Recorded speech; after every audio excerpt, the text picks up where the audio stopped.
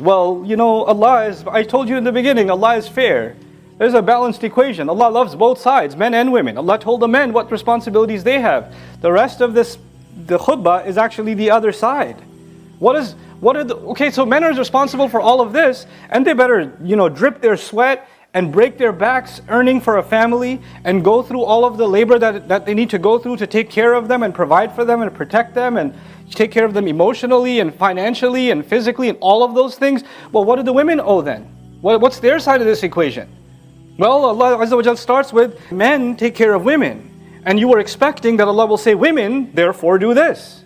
Right? But instead of saying women, He said, فَالصَّالِحَاتِ Then as a result, therefore, good women, He doesn't even say women, He says good women, as if Allah expects the first thing for women to be is good. Not even women anymore. You must be good. And what does good mean in Arabic? The word salih comes from sulh. Sulh means the opposite of fighting, the opposite of corruption. Actually, when there's a conflict, then you want to make peace between two sides, you do sulh. Meaning, women are such wives are the source of ending all conflicts in the family. They are a source of peace and reconciliation. They are the reason tempers go down. They are the reason voices are lowered. They are the source of calm.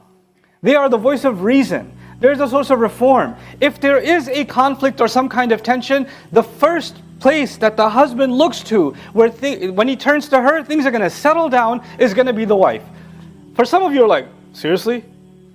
Because all the fighting is actually, you're telling me that the place where all the fighting starts from is the place where it's supposed to end?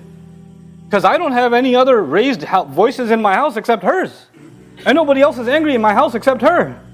So the guy is the men don't take care of their end, and women don't take care of their end. And they become a source of great tension and conflict. Allah starts by saying that they are a source of reform.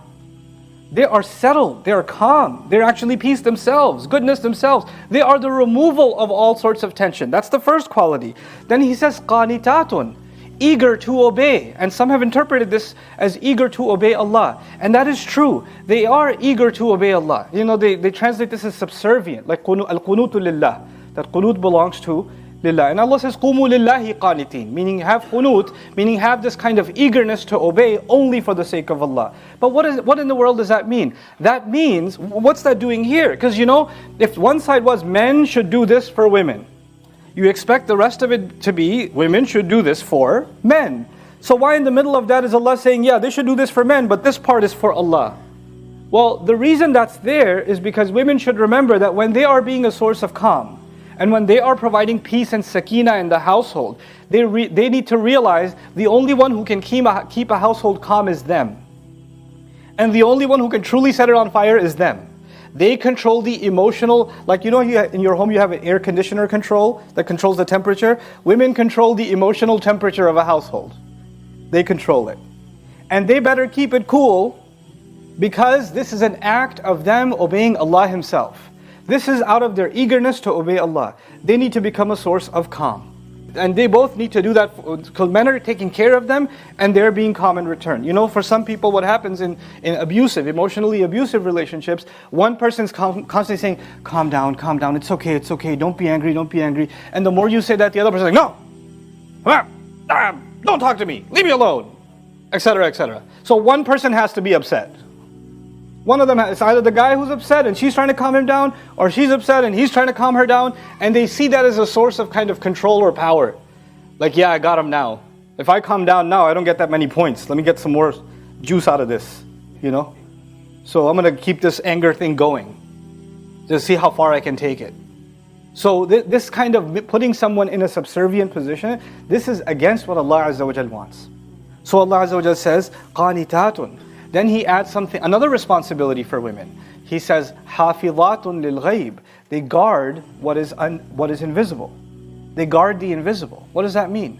It means that when the husband's out at work, they're not doing anything the husband wouldn't have wanted them to do. They're not talking to anybody who the husband wouldn't have wanted them to talk to. They don't have any friends that the husband didn't approve of. They're not having any conversations that are behind his back.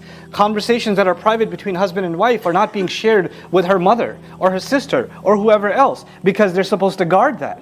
There's a privacy between a husband and a wife. And just because you're having now if there's an abuse situation and he's beating you or he's cussing you or he's doing some crazy things to you, then you need to get somebody who can actually help. Not just somebody to talk to, but somebody who can come in and intervene. But when it becomes a habit, I just need to talk to somebody and you're just railing on the husband, or you're sharing things that he asked you to keep private, or you're doing things, you have connections or friends or associates or company, or you're going to places where he would never have wanted you to go to. Had he seen you there, he would have been really upset or really hurt, and you're still doing that anyway, and in your head, well, he didn't find out, so it's okay. Allah says, حَافِظَاتٌ لِلْغَيْبِ.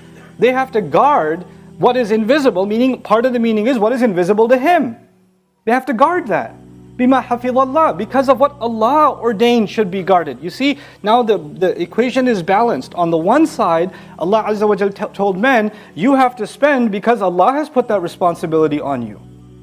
بِمَا فَضَّلَ اللَّهُ بَعْضَهُمْ عَلَى بَعْضٍ وَبِمَا أَنفَقُوا مِنْ أَمْوَالِهِمْ. On the other side, حَافِظَاتٌ لِلْغَيْبِ بِمَا حَفِظَ اللَّهِ.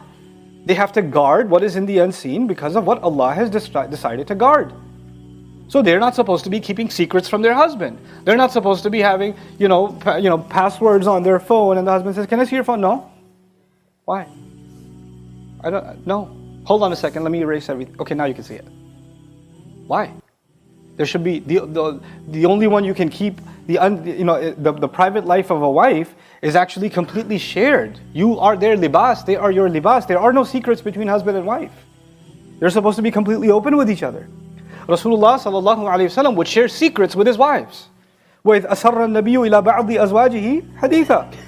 When he shared a secret with his spouse, in his most private and most difficult moments, he turned to her.